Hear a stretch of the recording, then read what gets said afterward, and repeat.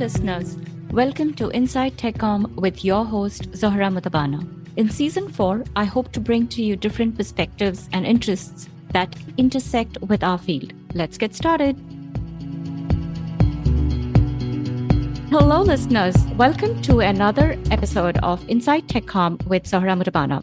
Today, we are going to have an interesting wrap-up to our whole AI theme that we've been talking about. It has been disruptive, no doubt. I have Caity Cronkhite with me here, who's going to kind of give us her perspective. She's an entrepreneur, and it would be really fascinating to see what she's learned and what are some of the insights that she can share with us. With that, Caity, welcome to my show. It's great to have you again. Nice to see you, Zohra. Thank you for having me yet again on your show. Yet again, it's a pleasure. It's a pleasure. I get to talk to you and we get to dive right into AI. But before that, how about you reintroduce yourself for my listeners? Okay, sounds great. Well, my name is Caity Cronkhite, and I am the CEO and founder of GoodWords. We are a technical writing and communication consulting firm. Our tagline is that we are on a mission to rid the world of bad documentation. So hopefully we're moving the needle on that over here at GoodWords these days. Before I founded my company, I myself was a technical writer for my entire career. So I've worked in high tech for many, many years as a technical writer, and now as an entrepreneur leading my team of tech writers to help support our clients. And so the AI revolution has come for us. It's here. We've been experimenting with it over here on my team, and I'm actually contributing as a subject matter expert to write a chapter of a book on AI for technical communicators as well. So this is something that I've been really diving into this year, and I'm really excited to chat about. That's awesome. First of all, congratulations on that chapter. I'm sure it's going to be very resourceful for the community. And I completely agree with you. Moving the needle on getting rid of bad documentation. I think I would absolutely support that mission with you. Oh, thank you. Thank you. So, Caity, we are here. It's been about 9 months, and it seems like we are living in a very different world. AI has no doubt been disruptive. It has kind of changed my world inside out at so many levels. Now, I can go into many use cases where I have benefited from AI, mostly. But from your perspective, just tell me, as an entrepreneur in our field, what has changed for you? Well, it has been quite an adventure over the past 9 months, indeed. So obviously, I'm an entrepreneur in the technical communication space specifically. So when AI appeared on the scene earlier this year, it was just like a 5-alarm fire across the entire industry. And I mean, not just across our industry, but other industries as well, right? Like it disrupts, software development and programming and marketing and all of these other industries that kind of touch the jobs that we do. So we certainly were not alone in being both very intrigued and a little alarmed when it showed up. And this year has really been all about, sort of separating truth from science fiction when it comes to actually using AI at work. So, everybody, when it first appeared, were obviously worried about like, is this going to take my job? Is this going to take away my job function from my company? Are they going to replace me with a robot? And I think that those are and were and kind of remain valid questions. AI can do a lot. It is really, really impactful. And some of its functionality and capabilities, particularly around writing with the large language models, are really interesting and really compelling. But it's been in actually using the technology and trying to apply it to what we do at work, where you can really start to see, okay, it does work for this, but not for this. You can really kind of see how this can be a helpful tool in what we do, what it is going to help enhance for us at work, and what it can't do yet. So hopefully that answers the question. But yes, it has been a really wild ride the last several months. Yes, it has definitely been a wild ride. And I think it'll continue to be a wild ride in the foreseeable future, the way I see it. The dust has still not settled. We don't have tight regulation around it. We don't know what we mean by ethics in AI, right? Would you agree? I completely agree. Yes, there are a lot of unanswered questions. We get a lot of questions in my company from our clients about like, how are we using AI? How can they use AI in their work? What are the best applications for it? What are the challenges and limitations of it? there are so many unanswered questions and things that are frankly, still big question marks that I actually would have thought that we would have gotten a little closer to resolution on by now. But, the ethics around AI is certainly one of them.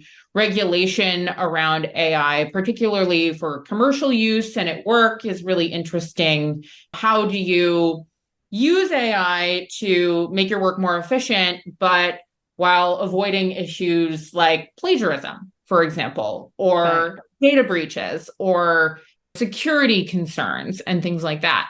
So those are still very much open questions. As far as I am aware, those questions are pretty much in the same spot that they were in earlier this year when AI kind of appeared on the scene. I think that we have a lot more clarity around, with AI as it stands right now and so what the large language models can do. I think we have a lot more clarity on where it can be helpful at work, but we still have a lot of these big, big open questions that we really need some regulators and some experts to kind of weigh in on for how we can best use it in our jobs.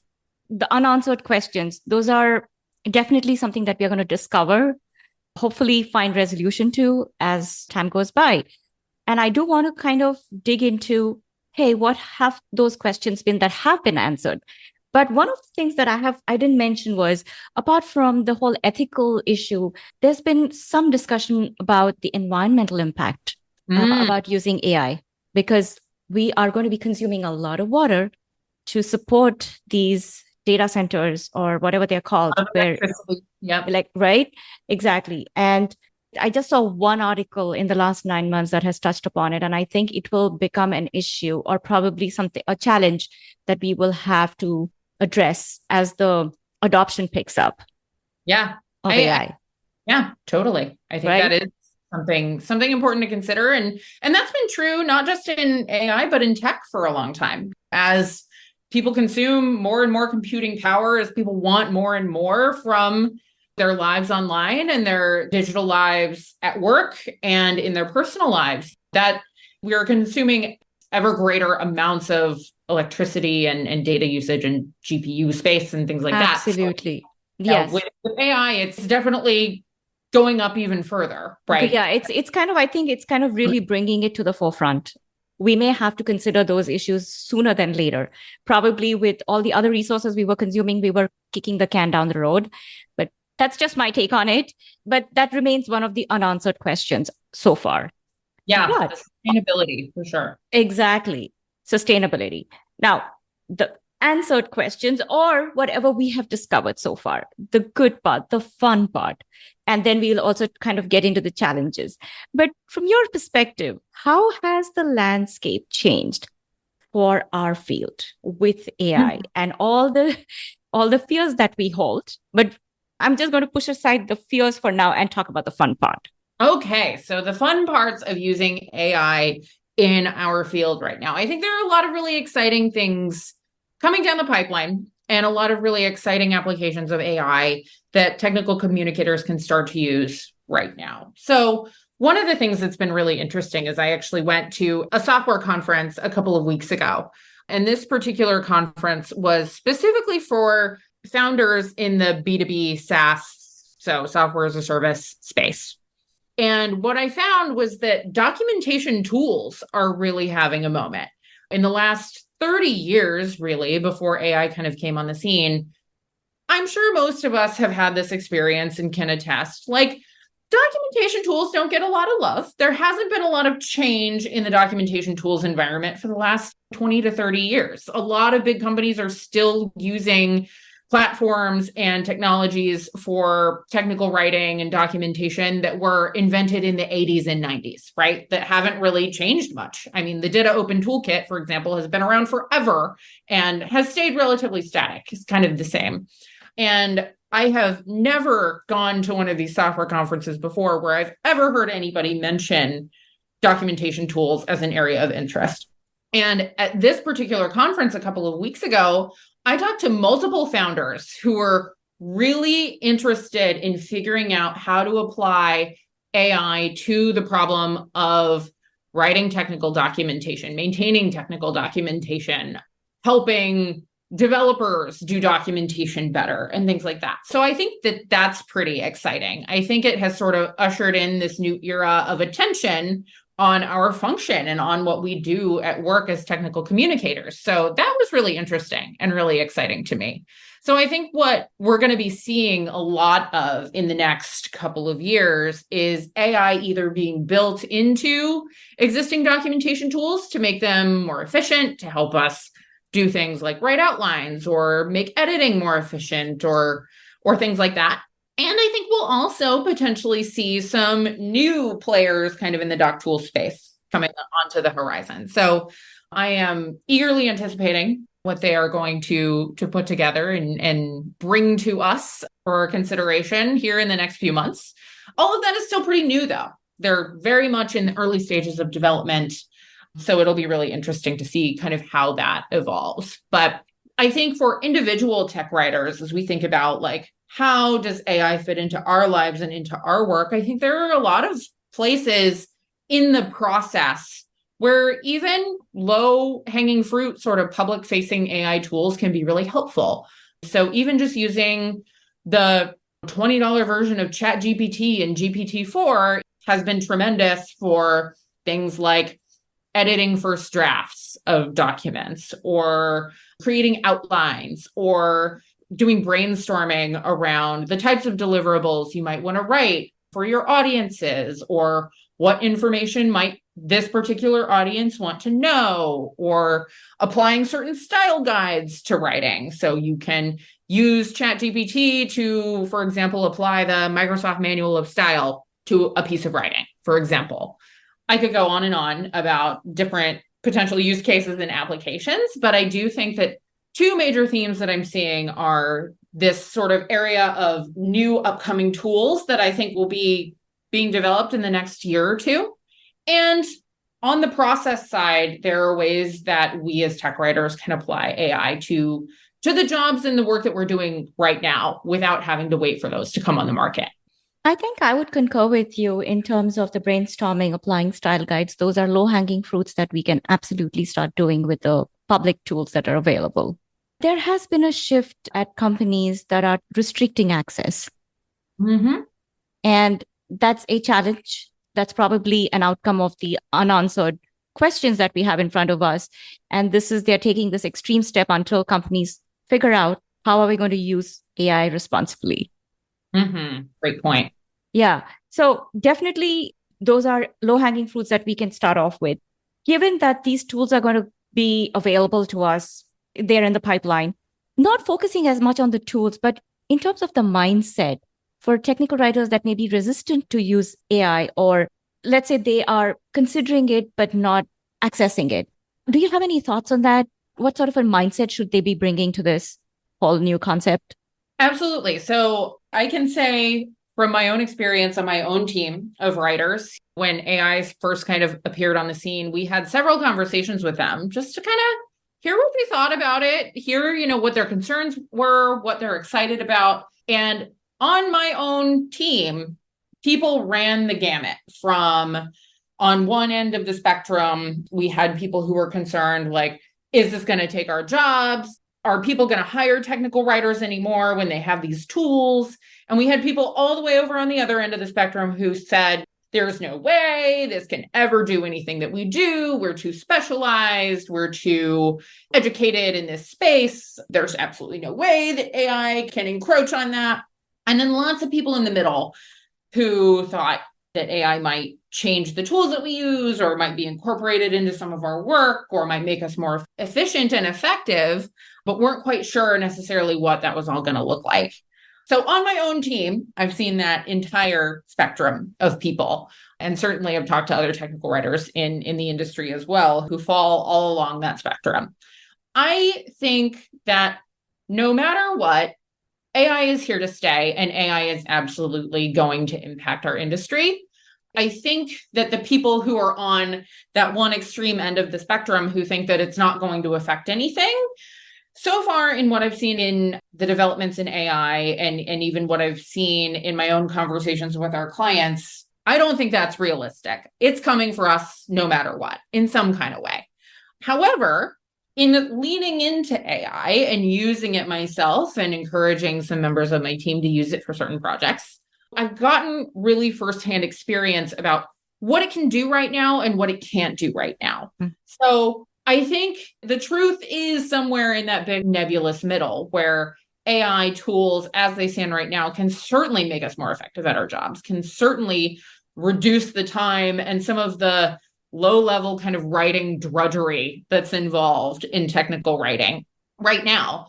I don't think it is at a place where it can replace us entirely for several reasons. But I think as far as the advice that I would give to people in the technical writing industry about this right now is just experiment with it. You don't have to use it to try to do your job. You don't have to use it at work necessarily. But I do think that it is imperative that we at least get comfortable with knowing what it can and can't do, knowing how to apply AI to the work that we're doing each day, because sooner rather than later, people are going to, I believe that companies are going to insist that we start incorporating it into our work. That's kind of the experience that I've had so far and what I've seen in my own usage of it.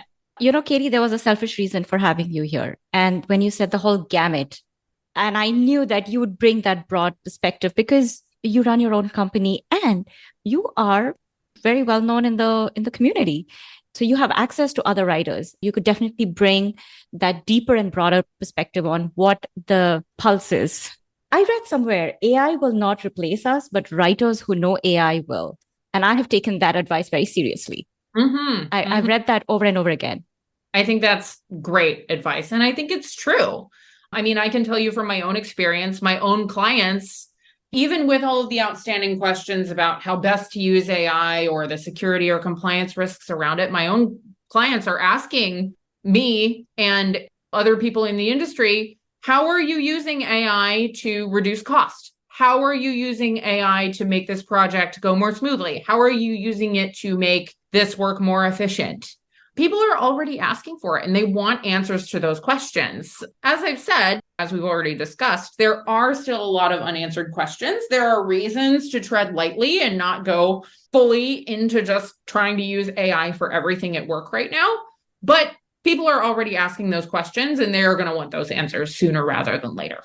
Yeah, that dovetails into my next question actually quite smoothly. Has productivity gone up with the writers who have used AI on your team? I think in some ways, yes. So I will caveat this and say that if you are interested in using AI for your work, make sure that you have express consent from your employer before you do that. There are some, very important, as you discussed as well, there have been a couple of instances of security and information and data breaches from people who have used AI without being sanctioned at work. So you definitely don't want to get into that state. But with the permission of your employer, I encourage everybody to at least start experimenting with AI in their jobs. And in terms of, have we seen it make people more efficient?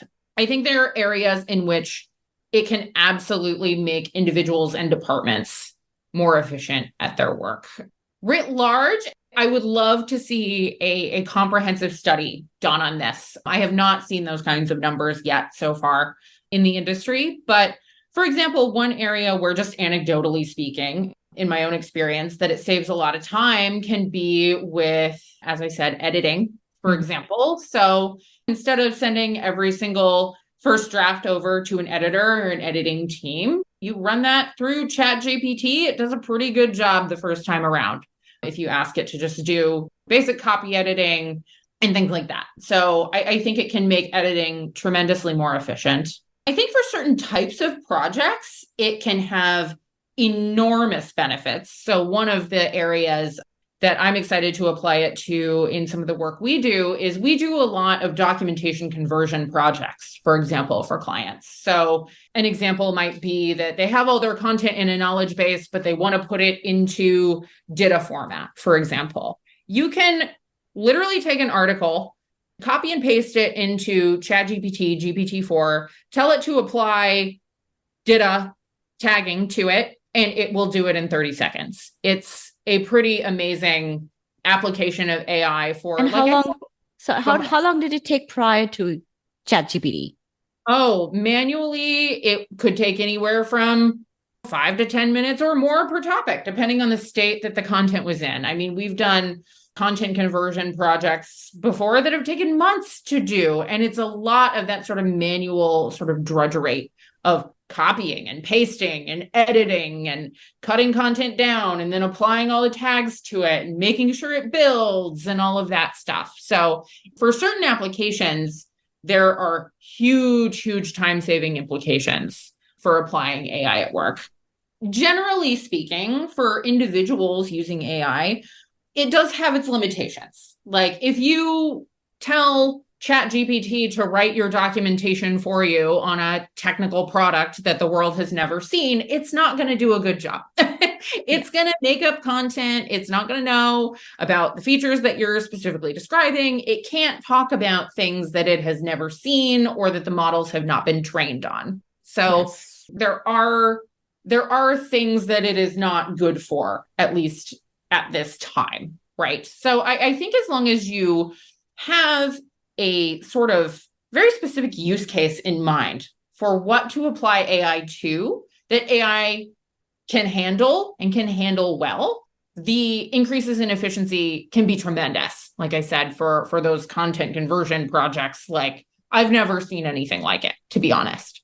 But there are other areas where sometimes it's more trouble than it's worth, right? Like every once in a while, I will try to use, just for the sake of experimentation, use ChatGPT to write a piece of technical content that I have to work on. And I'll just see how close it can get me. And sometimes I end up fiddling with the prompts for 45 minutes before I abandon ship. And it's just like, this is not going to work. So I think being really diligent about that, about knowing, here's what it can do, here's what it can do well, here's where it can save me time, versus like, I can try to use it for this, but is it actually saving anybody any time? Like maybe not. I think those are important questions to ask. Excellent examples and some real world actually with, we talk about brainstorming, ideation, editing. You're actually giving us solid examples that your team has tried and where they've benefited and where they haven't. And that Dita example that you gave me, that was wow, 30 seconds. I haven't used Dita, but I have heard from other writers the frustration that it brings when you're trying to get the tags in and trying to create that magic. So there are definitely, like you said, being diligent, I think, is super important about prompting. And I think that just comes, like we were talking about earlier, from the experience of experimenting with it. I think it's really easy for writers who've never looked at it, never tried it, never touched it, to sort of imagine what it might be able to do or what it maybe can't do. But until you actually start using it and start applying it in these real world scenarios, I think that there's no substitute for that right now. And that sort of knowledge about where is it going to help me and where is it not comes from experimenting with it, getting more comfortable using the tool, seeing what it's capable of, what it's not. Awesome advice. It really grounds you in how to approach this new technology, new development. And people claim that AI has been around. It's just that we haven't interacted with it at this level. So we've been given much more power with the tools that we have available now. And that's where diligence becomes super important. Yeah, it's true. I think of it for myself, the sort of metaphor I always use is how people must have felt when the printing press appeared. Like, I'm sure every scribe on the planet was like, oh, there goes my job. Like, but they just had to adapt to learn a new tool to be able to apply their craft, right? And I think that AI is very much like that for us. Yeah, I would agree with you. I really think in these 9 months, I started with that same fear. Am I going to be replaced? And I could either wallow in that and not move the needle, or, like you said, start experimenting. So I've chosen to experiment, and talking to interesting people such as you, it gives me more ideas. Where else could I apply AI? This definitely is very insightful to me personally. One question that I had was, from all the examples that you were giving me, you talked about, you take content and you plonk it into ChatGPT. Are you concerned about IP? When you put content that's not published, that's not part of the public domain, what are some of the steps that your team takes or that you take to protect that content if you're using ChatGPT? If you are going to take the risk to use ChatGPT or other sort of publicly available products like this, I think you assume somewhat of a risk no matter what with that. For example, I don't know if you heard about the Samsung breach. Yes, everybody's heard about it. Yes, exactly. So someone from Samsung plunked a bunch of Code. marketing ideas into ChatGPT, and lo and behold, they were leaked to the public there. So I think a few things that you can do or that companies can do and consider is obviously do your due diligence with whatever AI tool you're going to use. We talk a lot about ChatGPT. ChatGPT is sort of the default, but there are others. There are other models. There's Bard by Google and things like that. So kind of as a first line of defense, just like understand what protections you have when you're using each of these tools. It'll be tremendously boring, but read through the privacy policies, look through some of those user policies that describe, what's happening with your data and what the risks might be and what you're protected against. So that's definitely something I would recommend, like if your company is considering using it. If you as an individual are considering using it at work, a couple of things I think you can do. You're generally safer if you're using paid versions of these products. Those licenses are a little more all-encompassing and protect you a little more. But also, like I said earlier, make sure you're getting express written permission from your employer to use AI at work. You want to make sure that everything is above board, that you are protected in the event of some sort of data event like that. And knock on wood, hopefully it'll never happen. Knock on wood. That's a sort of best practice that I've been recommending to everybody is it can be pretty easy to just be like, oh, I'm just going to mess around with ChatGPT and like see what I can do with it. But there are implications, if there is a data breach or something like that, that could impact you and your job as an individual there. So, and I think also another thing to really keep in mind is that plagiarism is a major, major concern still. I have used ChatGPT myself in my work and in my job. And when I go and try to validate the information that it is sending back to me, sometimes I find that it wholesale copied and pasted an article from the internet by a person. And that if I were to use that content, I would simply be plagiarizing, right? So you want to make sure that you are verifying the information that it gives you, that you are seeking where those sources came from for that information if you're going to use it in any kind of externally facing document or deliverable or something like that, so that you or your company are not culpable for plagiarism or infringing on anybody's IP and rights there. That really still lies with the individual to make sure that you are doing your due diligence there and not violating anybody's IP. Awesome advice. Is there anything more to add on the fun side? Oh, I mean, I think AI is really fun in general, and I think we're still in for a wild ride. I think it's changing a lot. As I said, I think people are just now starting to really think about applications for how they can incorporate it into tools or into our process at work to really, really make a difference. I mean, right now, I would say most of the technical writers I know are not touching AI for work. And I think that's going to change dramatically in the next year to 2 years. It definitely is. I think I can definitely say that there are some experiments underway. I cannot reveal too much about it, but there are some good experiments that are underway at my place of work that could definitely probably integrate AI into our day-to-day. I am personally very excited if that happens, but I think diligence is something that we all have to be mindful about. And I think that's where companies are starting to kind of tighten their reins, and the access that we had just a few weeks ago, we don't have that. And that's probably speaking to the Wild West that AI is at this point in time. Yeah. But having fun is important. While having fun, it is extremely important that we are diligent, we are mindful, and everything that you've said, if you're using it at work, get your employer's consent and do it above board. Very important. Right. Now, if you're writing a book, you don't want to upload that book to into ChatGPT. Yes. Yeah, you're releasing that into the public domain. I have used Claude. I've started using Claude a little bit. I really enjoy it. I use Bard. The reason I use Bard is if I want to get any sources verified, because ChatGPT just lies outright. Claude accepts that it does not know. Bard provides me with sources. That's just something personally that I've tried, and that's how I end up using these 3 AI tools. Yeah, totally. And I mean, I do appreciate too with these sort of later releases and updates for all of these AI tools that they give you a little more control about what kind of content you want to receive. Do you want it to stay factual? Do you want it to offer opinions or different points of view and things like that? So you can sort of tailor that now with the later releases of some of these AIs as well. Very true. Which is definitely helpful for me personally and has been for our team at work. Yeah. And I think we need to watch ourselves too, right? We want to protect ourselves. If we're writing something on our own, we still want to protect ourselves. So that diligence and doing it right for your own good, I think is absolutely important. Now, slightly moving the needle to the more, I wouldn't say non-adventurous part.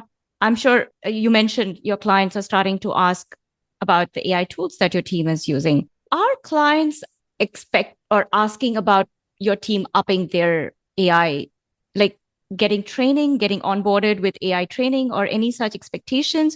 Are you seeing any such asks basically from your clients? I think indirectly. The asks that we hear from our clients and the questions that I hear from executives and leaders, particularly in the tech industry, are that they want and I think expect in the next couple of years that AI will meaningfully reduce the cost of certain types of work. We're already seeing that impact tremendously on AI in marketing content, for example. So it's made a dramatic impact on that industry. What I'm seeing in my role as someone who is selling technical writing to a number of different clients is they want to know and they want someone to be able to demonstrate how can AI improve the sort of like cost benefit analysis of investing in documentation or technical writing. How can they use AI, or how are we, my team, using AI to reduce costs to the customer? And I've heard about this in larger enterprise technology companies as well that have big tech writing teams, is they are really meaningfully looking at what are the tools that AI offers right now that can help them be dramatically more efficient in their jobs, can help them maybe do more with fewer people on staff, or reduce the time to delivery. So those are the questions they're asking for. But the way we get to that, the way we get to actually reduce the cost of investing in technical writing for some of these companies is to have people who know how to use it, right? So right.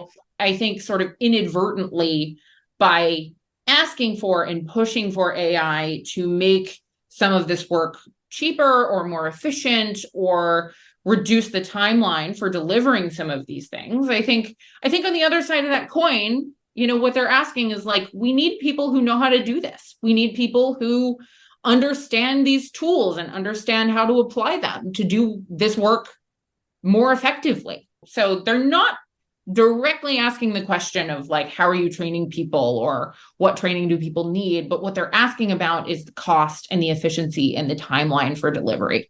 I'm not surprised. I think that probably would have been the first question that any company would ask, the cost benefit analysis, right? That's where they would start.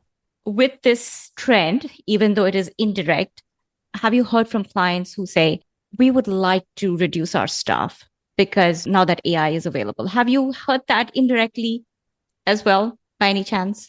I haven't heard it directly. I would say that, yes, I have heard it indirectly. I mean, particularly this year. So I'm sure this is a technical communications podcast. I'm sure a lot of people in your audience work in the technology industry, right? Like, so 2023 has been a really interesting year economically to be working in the tech industry.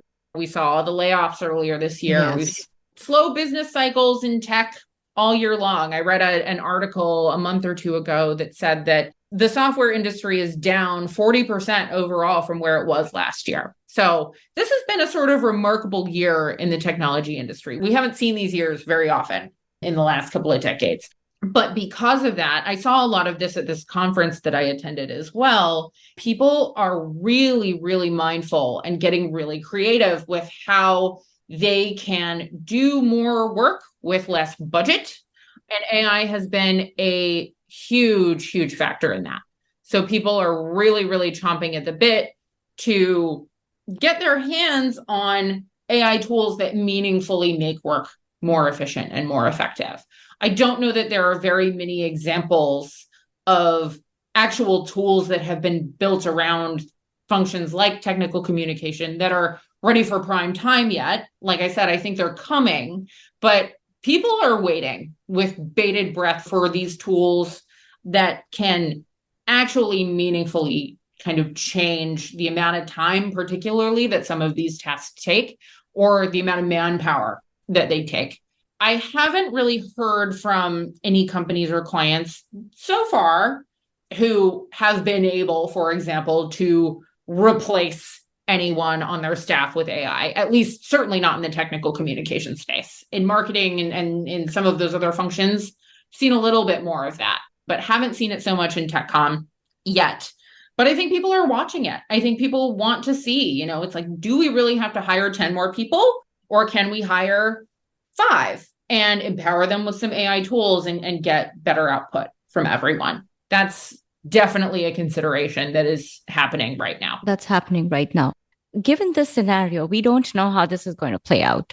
We might have a future where companies retain all 10 employees and upskill them, but sure, there is a 50% likelihood that they might downsize the team to 5.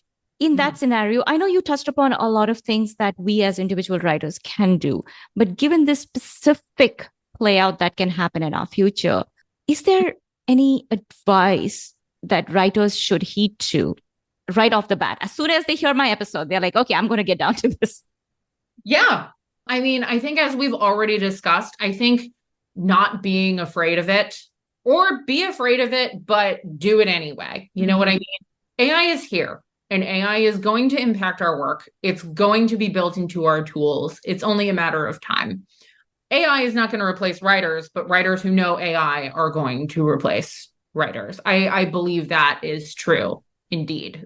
And the thing is by the time that comes around, there are going to be people in the industry who have leaned in, who have experimented with these products, who understand how to write good prompts, and who understand where in their workflow they can apply AI to make it more efficient. You don't want to be on the back end of that learning curve when there are people who have a year or two of experience by the time that comes around. So what I would really recommend now is, like, it's free to sign up for an account with ChatGPT, for example, or you can choose another tool, whether it's Bard or Claude or whatever, whatever you're comfortable using. But just go apply for a free account, check it out, see what it's about. There are several good, very accessible training programs, a lot of which that are free. Right now, I know Google has one for using AI and kind of interacting with AI and writing AI prompts and things like that. That's come very highly recommended. There are ways to get exposure and experience with it that are pretty accessible, low cost or no cost, that kind of just give you that exposure to it, so that as people start bringing this more into the conversation around tech com and doing business in general, at least you'll know what they're talking about, right? Yeah. What I've seen a lot, which I think maybe you were alluding to as well, is I've seen several writers in my own circles who do a lot of speculating about what AI might be able to do, but have been too scared to actually lean in and try it. Maybe they might not admit that that's what's going on, but they've been very avoidant to actually look into these tools or try them out or consider how they might be able to change how they do their work. On one hand, I totally understand where those attitudes come from. This is a big, scary change. It's been a big, scary change for everybody in the entire industry all year long. But continuing to avoid it isn't going to make it less scary. It's not going to make it right. It's not going to change the reality that we're in at this point. So, I think earlier this year, it was easy to speculate, will it or will it not affect our work?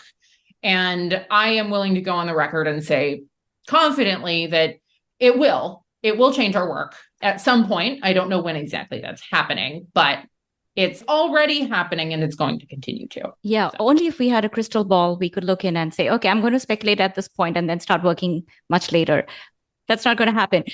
I'm going to ask a question which may seem a little provocative, probably, or maybe biased, but I'm really trying to get your pulse on it. It's not meant to be ageist or sexist, but have you seen resistance from a certain gender that is resistant to using AI and certain demographics that is within our community now that you've interacted with a large community of writers? I'm just curious. I think it's important for us to surface that so that we can start becoming more aware and addressing that early on. So that's why I said it might be a little.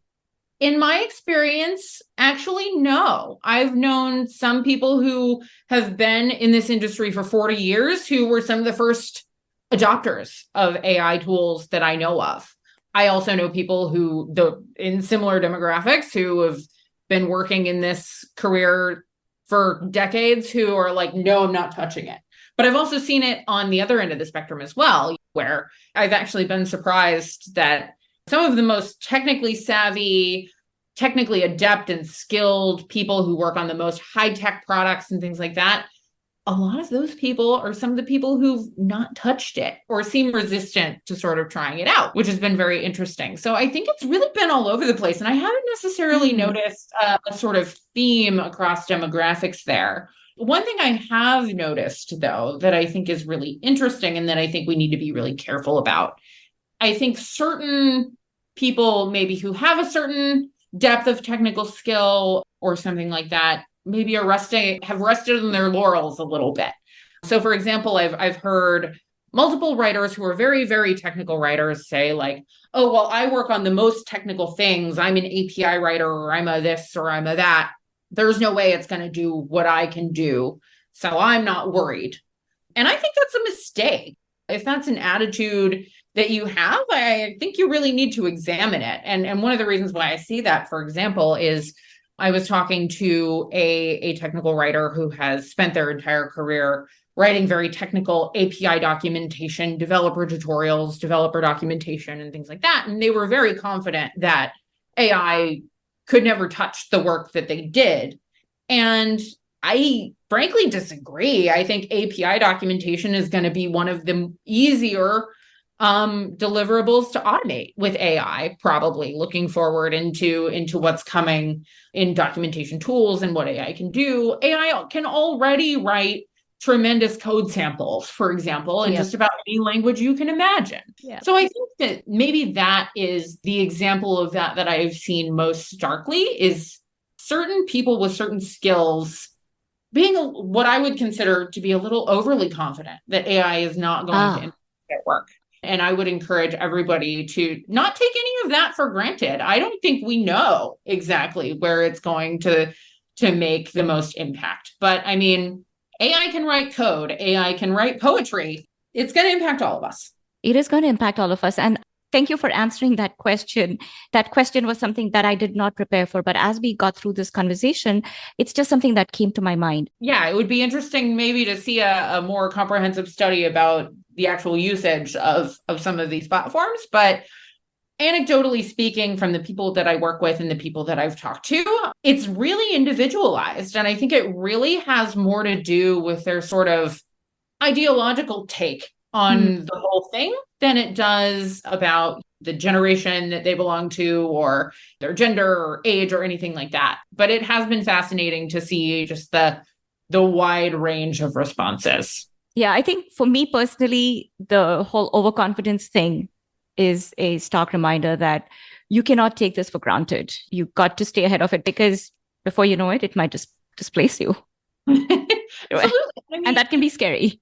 If we look at the trajectory of how these models were developed, that is the best example that we have. A few months before ChatGPT appeared on the scene in early 2023, even just a few months before that, it was still spitting out garbage, mostly. Like the models were not trained to be able to sufficiently sort of mimic human language or human output. And over the course of a few weeks, the models developed to such a point where it was pretty nearly indistinguishable. This can and does move really quickly, and it will continue to.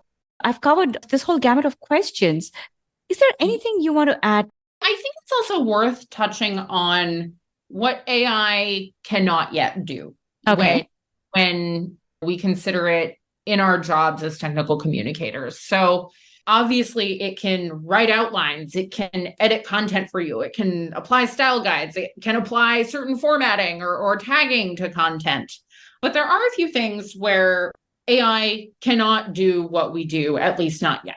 So some of those examples are, as technical writers, we tend to write about new products, new technologies, things that are hot and fresh off the presses. All of the models and the way the models work, the large language models that are on the market today, they are generative. So they're trained on these massive corpuses of information. ChatGPT, for example, is trained on all of the information on the internet up to 2021, but it's really backwards looking. It's trained on this content that already exists. Right.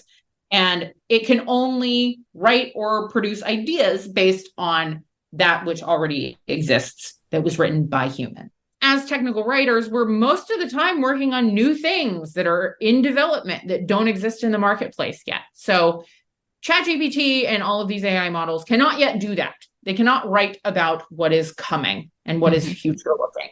That's one really important piece. And what I see and what I predict that's coming for technical communicators as AI becomes more and more prominent is that I think our roles are going to change, but I think they're going to become possibly even more important in that we are going to be the people writing about the new stuff that is going to be then used to train the models, sort of retroactively speaking. So I think that's going to be a huge trend coming up. Another thing, too, is that these large language models are no replacement for a comprehensive content strategy or for content management systems, for example. So you can use AI or a large language model to write a draft or even write a whole document if you want, but that says nothing about how that document fits into the larger content strategy.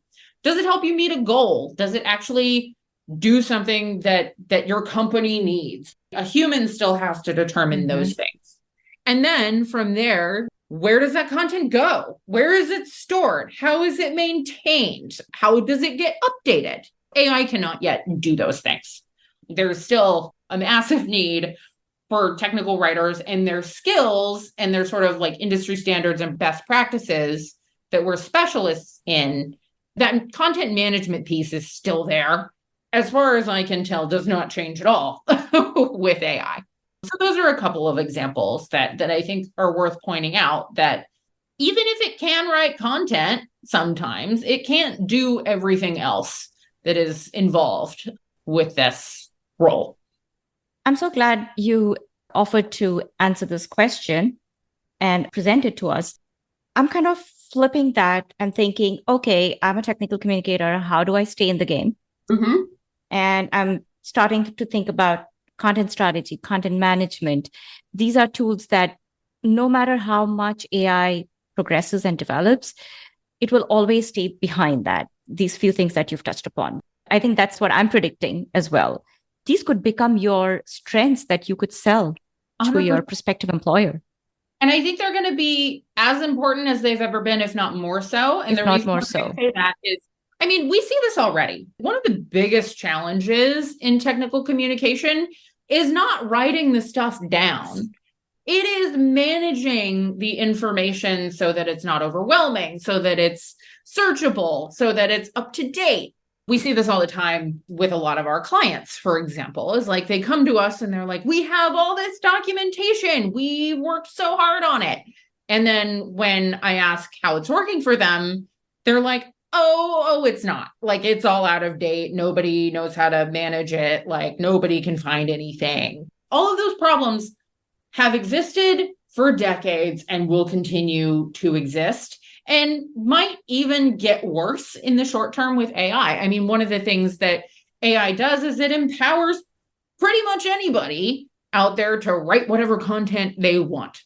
I think what we've already seen, particularly in like marketing content, for example, is this just like absolute proliferation of AI written content. And that's all well and good, but that just means there's more noise to cut through. Yes. To get to the information that really matters. So being able to having those skills in your arsenal of tools is going to be really important. Writing down content does not replace the sort of strategic thinking behind the content. And AI cannot do that. Beautifully articulated. I was thinking about content governance, content audit, all these they just start surfacing. These are at a strategic level that you don't think about, that you don't talk about, but that's what we do day to day. It's not just writing that it's not just producing content, but there is all these behind the scenes skills that we bring to the table that we don't talk about. And with the question that you presented to us, you really kind of brought all these to the surface, all the soft skills that we hold, but we don't talk about and we don't sell enough. They're hard skills too. They are hard skills too, actually. Yeah, that's true. Soft skills. I mean, it's totally true. And one thing that I talk to my clients about all the time is that information governance piece. Writing the content is maybe 40% of the work. Most of the work lies in being able to manage the content that you end up with in the short and the long term so that it works for your company and for your users. AI can do a lot in terms of writing, drafting, editing the content, but then there's this whole 60% of the pie that it doesn't touch. It doesn't really help with, at least not now. As writers, even in our title, most of the time, our titles are usually technical writer, but like we get very caught up in the actual like writing of the words. Yes. And then we sort of forget about this whole other skill set that is required for this function to help companies be successful. And so I think really leaning into those other skill sets, these other hard skills that are necessary to make your technical communications be successful. I think that that's a really good point. Awesome. Yeah. I love that. I love that. And on that note, Caity, this has been such a fantastic conversation. So fun. Thank you. Thank you. Thank you for, giving me another chance and coming on my show and educating us. Another chance. It's been really fun. I enjoyed this. Thank you so much. Thank you. Subscribe to the podcast on your favorite app, such as Google, Apple, or Spotify.